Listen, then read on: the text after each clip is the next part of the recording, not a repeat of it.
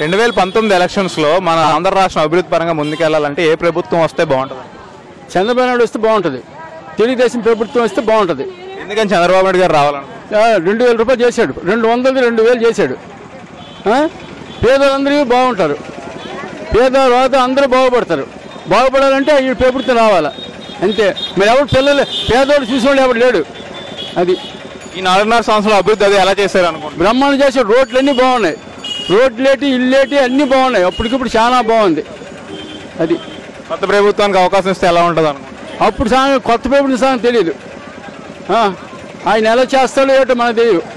ఇది మాత్రం బాగుంది. ఇప్పటికి కాంగ్రెస్ ప్రభుత్వం కంటే ఇది బాగుంది.